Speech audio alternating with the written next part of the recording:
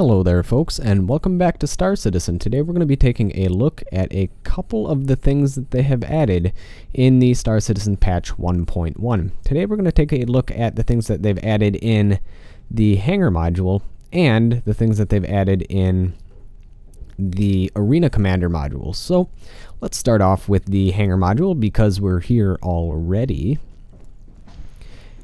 As you know, in the past, if you wanted to go into Arena Commander, you could access your cockpit and a screen, a heads-up display, would prompt you if you wanted to join Arena Commander. That is no longer the case. So if you go into your cockpit, it no longer prompts you if you want to join Arena Commander. The way to join Arena Commander is through this new simulation pod right here. Obviously, if you still go into the main menu, you can access Arena Commander here. That's the same as always, and we're going to take a look at the simulation pod in a little bit when we take a look at the things that they've added into Arena Commander. Speaking of things that they've added into Arena Commander, they have added in the Aegis Dynamics Gladius. This ship right here. It's now flyable. It was flyable in the persistent test universe for quite a while, but for those of you who don't use the persistent test universe, it's now available for the rest of us. And they say that they added the new ship damage state to the Gladius. However, for the life of me, I cannot actually get the procedural damage to work on the Gladius, so I'm not going to be showing you that. I've played multitude of matches in the Gladius, which is a fantastic ship, and we are going to be using the Gladius, but I haven't been able to get the cool weapons demonstration where the surface of the ship gets pockmarked and stuff. So that is kind of unfortunate, but the ship does break apart a lot nicer than the Hornet and other ships that are in the game right now. And also, as we saw before in my last Star Citizen video, the Retaliator was added to the game. So if you want to go take a look at the Retaliator, I have another video for that, so we're not going to actually go in there. I suppose we should, because I completely forgot to show you the bathroom. The most important part of every spaceship I forgot to show you. So let's just show you the bathroom. And then we're going to go into Arena Commander and show you the multitude of things that they've done to that. I'm not necessarily going to go into the patch notes of all the things that they've fixed, because I'm sure if you want to know what they've fixed, you can read the patch notes yourselves. Okay, so here is the little crew locker room, bathroom, restroom area. It's got your standard space toilet with space supplies. You've got your sink, and you have your shower. It's very utilitarian, but it is a military ship, so that's kind of to be expected. You have your lockers here for carrying your clothes and whatnot. However, there are a multitude of lockers throughout the ship, and those are just the ones that are in the bathroom for the sake of being in the bathroom. Alright, so that's that. Sorry I missed that during my Retaliator review. I was kind of preoccupied with how awesome this ship looked. It's still a very, very good looking ship. Alright. And now we're going to be taking a look at the things that they've added to Arena Commander. So let's get in the simulation pod and show you all about that. Cool little animation for getting in. And there we go. There's your normal prompt for Arena Commander. Nothing's really changed with that. However, in the Spectrum matches, public or private, they now allow you to go into free flight mode, which you don't earn any credits, which is another thing we'll be going into a little bit. You don't actually earn credits from killing things in free flight mode, but it's there if you want to have fun. And we are actually going to be doing a free flight mode, not in a public match, because you tend to get killed a lot, and I'd rather not. So actually, let's not even do a private match. Let's do a drone sim rather. And as of right now, the Aegis Dynamics Gladius is going to be free for a week, but probably by the time you get this video, it might not be free anymore. But if it is, you can just have fun with it while you can. Still the same two maps. and we will be taking a look at this. So see you guys in free flight. Alright, we are in the free flight mode in the Aegis Dynamics Gladius, and as you can tell, it has the signature bubble canopy of the Aegis Dynamics ships, and it looks very much as though you're flying in an Avenger. And the only things to really note about this ship are the fact that it is 40 meters per second faster than a Hornet, so it's a pretty significant amount faster than a Hornet. It is far more maneuverable. As you can see, I can turn on a dime, and we're already going in the other direction at full speed. However, that does create an issue with blacking out if you just are whipping the ship around and don't necessarily fly it with much finesse. Another thing to take note of is that the IR signature is slightly less than that of a standard Hornet. The standard Hornet tends to be around 1,000 to 1,200 depending on how hard you are on the throttle and on the weapons. However, in this ship it tends to hover around 800 to 1,000, so it's a little bit less than that. So IR missiles will, well, they'll still be able to find you, no problem, but it's not going to be as easy as something like a Super Hornet. However, this ship doesn't have the firepower of a Super Hornet either. However, one thing that it has that a Hornet does not have are four-way shields. As you can see, we can move the shields all the way towards the front, all the way towards the back, and all the way towards the left and right, which is something you can't do on some of the ships that are this size. Some of the ships that are this size, you can only have two-way shields, which are front and rear, which is not a problem at all, but that's just something to take note of. And by now, I'm sure you've noticed that there are more landing pads than normal, and that's because they've added a new automatic landing system for these landing pads. So to start your automatic landings, you need to press N, and this is if you haven't changed your key setup, which I'm sure a lot of you have, especially if you use flight sticks and stuff like that. So to start the mode, you just press N, and there we go. We have all these different landing bays, and the one with the little X is the one that we are going to be landing at. There's a little green arrow with a circle and an X. The other ones don't have the X. So we can get a little bit closer, then we can ask for permission with the middle mouse button. Obviously, you can change all of these controls to your liking. And this is kind of cool because I'm sure this is how it's actually going to work when you're landing in the persistent universe.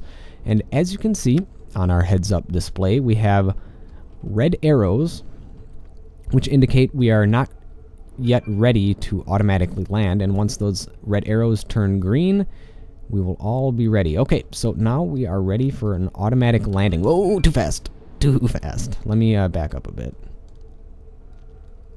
Or just turn around rather and slowly ease in. I could really use a flight stick for this. It would make it a lot easier than using W, A, S, and D. However, the automatic landing is a lot softer than trying to do it manually. So, when we are close enough, all we have to do then is press N, and it will automatically land for us. And it will land us nice and gently. We won't break off our landing gear. We won't break off our wings, and it's very nice. And then we can get out just like when we land on any other platform. And we can also get back in and fly around again. And another thing that has changed, I don't know if it was this patch or last patch, but when you shoot at your ship with the pistol, your ship doesn't explode into a million little pieces, which is, I guess, kind of realistic. Otherwise, your pistol would be super overpowered.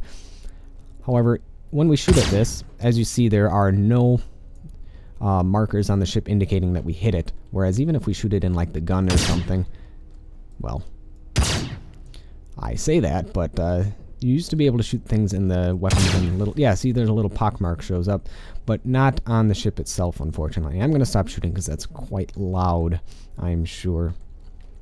So, the damage states for the ship's skin doesn't seem to be in place yet. And yes, it is a little bit bugged yet. When you try to get back in, you kind of sit in an odd location, but then you hop right back into the cockpit. So, It's not that big of an issue. And then when you want to take off again, you just disengage your landing mode. Automated landing. Let's disengage the automated landing, and we are off. So there you go. That is how you can use the automated landing system. I'm sure it will have much more use in the persistent universe and when perhaps even the social module and planet side are in effect, but right now they're just there because they're there, and it's kind of fun to use.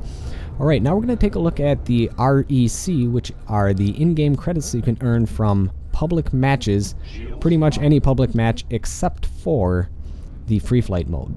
You earn REC, and REC you can use to rent and buy ships, weapons, shields, and that's pretty much it. You can also buy weapons, mounts, and stuff like that. And when I say buy, I really mean rent for 7 days, which is just fine. Otherwise, you would just have all these ships, and they have to balance the economy somehow, so that's how they're doing it, is by letting you rent the ships rather than just buy them. So I will meet you back when we are in the electronic access store to show you how that stuff works. So I'll see you guys back in a bit.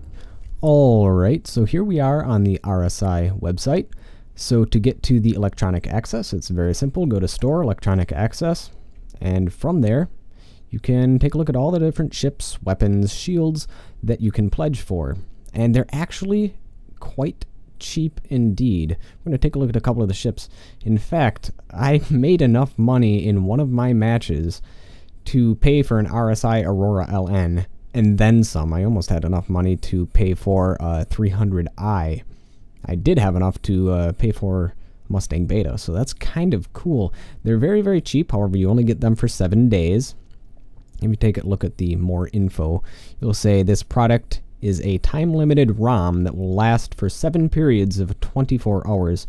And you can take a look at that in your Hangar. There's a little section that says My ROMs. We're going to take a look at that in a little bit.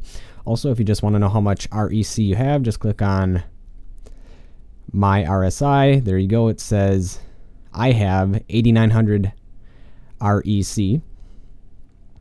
And that's from playing in just a couple of matches. I really didn't play that much, and I did buy quite a number of weapons to have fun with, because I was playing with my friend for some time on the Vandal Swarm, which is quite a lot of fun. And I'm going to show you how to access your REC log. So if, say, your internet connection gets dropped, or you have to quit a match before you know how much REC you've earned, how you can go and look at how much REC you actually got during that particular match. You go to My RSI, My Account, Billing and Subscriptions, and then there's going to be an REC log. There's also a UEC log if you bought anything, and there's also a store credits log if you've purchased something, which I'm sure you have. You probably have at least a base pledge, so we're going to take a look at that. This is my particular rec log. As you can see, just from a couple of matches, I made an insane amount of money on one of the matches. And I'm sure some of you people out there that have played Arena Commander can just look at these numbers and say, bah, that's nothing. Because I've seen people that have made up to 12,000, 15,000 REC in one match, which is just mind-bogglingly awesome. That means they could buy the most expensive ship in the Arena Commander and still have money left over, which is pretty awesome. So as you saw, I bought some different orders, and it shows you how much that you've made even during a match. I think this was a match that I had to leave early for, which I feel sorry for the people that I was playing with, but I had no choice. But here it shows me how much money I actually made, which is kind of a nice little feature. All right. And then when you go to the My Hangar area, you can go to My ROMs, and it shows you the different things that you've purchased, and it shows you how much time you have left on each. So on the Sledge 2 Master Driver Cannons, I have 4 24-hour periods left, and I have an additional 7 hours and 19 minutes left. And if I want to renew these ROMs, instead of just rebuying them, I can renew them. It costs the same amount, but it's a little bit easier of an interface to use than going back to the store and going through the checkout again. So that is a kind of nice feature they put in, and there it tells you exactly what you've got. And that's just about it for what they've added into Star Citizen in regards to the electronic access. I'm sure more will come, more ships. The multi-crew ships, I'm sure, are going to be coming probably around June, July-ish. They said sometime in the middle of the year. Well, them for middle of the year is probably October, because they tend to make sure things are more complete when they release them. Granted, they're still always filled with bugs, but we are the alpha testers, so that is to be expected. Alright, well that is it for the patch 1.1 of Star Citizen. Thank you folks for watching, and I will see you folks next time.